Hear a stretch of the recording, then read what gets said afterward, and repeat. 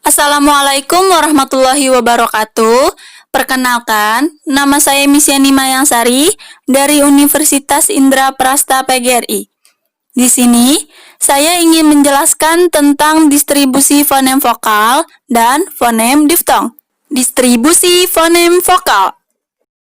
Apa itu fonem? Fonem menurut bahasa Indonesia, fonem adalah satuan bunyi bahasa terkecil yang dapat membedakan arti. Ilmu yang mempelajari tentang fonem disebut fonetik. Fonetik merupakan bagian dari fonologi. Fonologi ini khusus mempelajari bunyi bahasa. Untuk mengetahui suatu fonem harus diperlukan pasangan minimalnya. Menurut Supriyadi, pada tahun 1992 berpendapat bahwa yang dimaksud fonem adalah satuan kebahasaan yang terkecil. Menurut Santoso, pada tahun 2004 mengatakan bahwa fonem adalah setiap bunyi ujaran dalam satuan bahasa mempunyai fungsi membedakan arti. Bunyi ujaran yang membedakan arti ini disebut fonem. Fonem tidak dapat berdiri sendiri karena belum mengandung arti. Dalam Kamus Bahasa Besar Indonesia pada tahun 1997 tertulis bahwa yang dimaksud fonem adalah satuan bunyi terkecil yang mampu menunjukkan kontras makna. Misalnya, B dan P adalah dua fonem yang berbeda karena bara dan para beda maknanya. Contoh lain, mari, lari, dari, tari, dan sari. Jika satu unsur diganti dengan unsur lain, maka akan membawa akibat besar, yakni perubahan makna.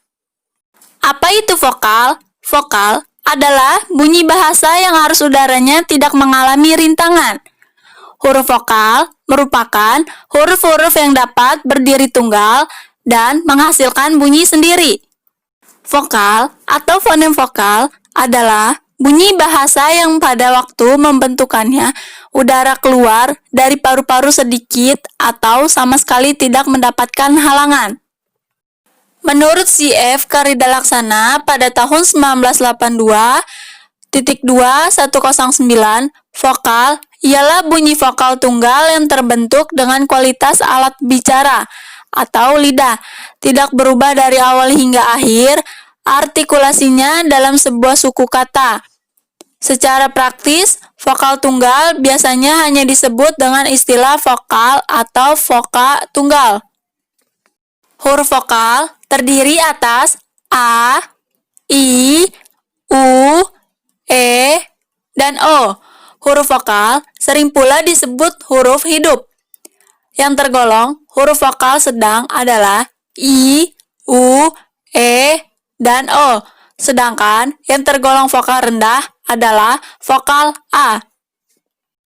Pembentukan vokal. Yang pertama, cara pembentukan vokal.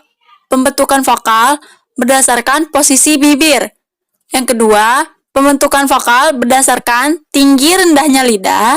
Yang ketiga, pembentukan vokal berdasarkan maju mundurnya lidah.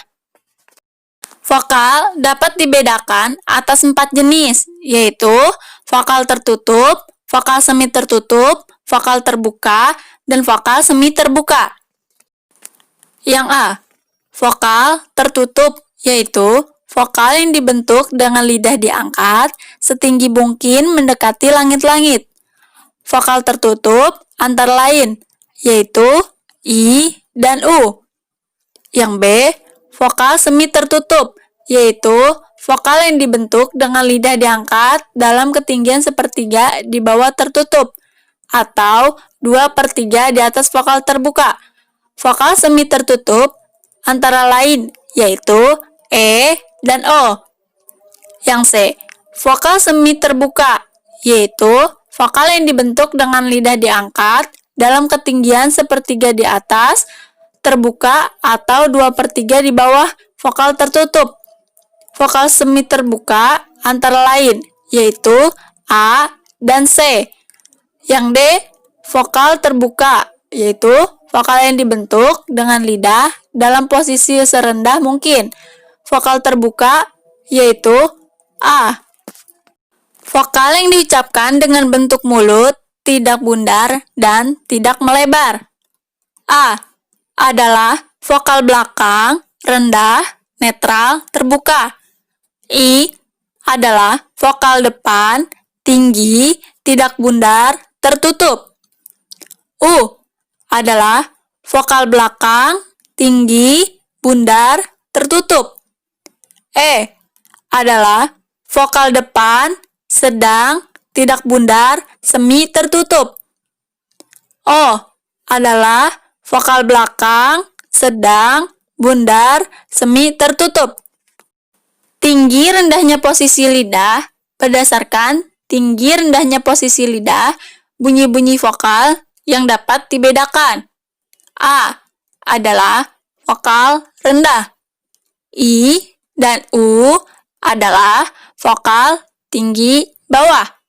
E dan O adalah vokal sedang bawah. Fonem diftong. Apa itu diftong? Diftong adalah bunyi yang terdiri dari dua bunyi dan terdapat dalam suku kata yang tidak dapat dipisahkan. Bunyi rangka vokal disebut diftong. Ciri-ciri diftong ialah waktu diucapkan posisi lidah yang satu dengan lain saling berbeda. Menurut Abdul Shair, diftong adalah rangkap posisi lidah ketika memproduksi bunyi ini pada bagian awalnya dan bagian akhirnya yang tidak sama. Ketidaksamaan tersebut menyangkut tinggi rendahnya lidah, bagian lidah yang bergerak, serta strukturnya. Namun, yang dihasilkan bukanlah dua buah bunyi, melainkan hanya sebuah bunyi karena berbeda dalam satu silabel. Diftong sering dibedakan berdasarkan letak atau posisi unsur-unsurnya, sehingga dibedakan adanya diftong naik dan diftong turun. Yang pertama, diftong naik. Diftong naik adalah vokal yang kedua diucapkan tinggi daripada yang pertama. Diftong ini juga dapat disebut diftong penutup. Yang kedua, diftong turun. Diftong turun adalah posisi lidah yang kedua diucapkan lebih rendah daripada yang pertama. Menurut Parera, pada tahun 1983, mengapa disebut diftong naik dan diftong turun? Disebut diftong naik karena adanya bunyi pertama posisi lebih rendah dari bunyi posisi yang kedua. Sebaliknya, disebut diftong turun karena posisi bunyi pertama lebih tinggi dari posisi bunyi kedua. Dalam bahasa Indonesia hanya ada diftong naik, sedangkan dalam bahasa Inggris ada diftong naik dan turun. Mengenai jenis diftong, ada konsep yang berlainnya. Diftong naik atau diftong turun bukan ditentukan berdasarkan posisi lidah, melainkan didasarkan atas kenyaringan atau sonoritas bunyi itu. Kalau sonoritasnya terletak di muka pada unsur yang pertama, maka dinamakan diftong turun. Kalau sonoritasnya terletak pada unsur kedua, maka dinamakannya diftong naik. Umpamanya, bunyi I pada kata landai, sonoritasnya pada terletak unsur pertama. Sedangkan pada kata Perancis, moi, kata dilafalkan, mau, sonoritasnya terletak pada unsur kedua. Jadi, pada kata itu terdapat diftong naik. Huruf-huruf yang termasuk ke dalam huruf diftong sendiri antara lain adalah I, O, E, dan juga I. Huruf-huruf ini bisa diletakkan di awal, di tengah, maupun di akhir suatu kata. Contoh kalimat yang menggunakan huruf diftong. Yang pertama, ibu sedang memasak gulai ikan gurame di dapur. Kata huruf diftong gulai, huruf diftongnya adalah I. Yang kedua, dia mempelajari seni desain grafis secara otodidak. Kata huruf diftong autodidak, huruf diftongnya adalah O. Yang ketiga, tanggal 2 Mei merupakan tanggal yang lazim memperingati sebagai Hari Pendidikan Nasional. Kata huruf diftong Mei, huruf diftongnya adalah E. Yang keempat, para buruh tengah melakukan aksi boikot terhadap pabrik tempat mereka bekerja. Kata huruf diftong boikot, huruf diftongnya adalah OI. Terima kasih kepada kalian yang sudah menonton materi saya. Semoga yang saya sampaikan bisa bermanfaat untuk kita semua. Kurang lebihnya mohon maaf apabila ada kesalahan kata atau kesalahan penulisan. Wassalamualaikum warahmatullahi wabarakatuh.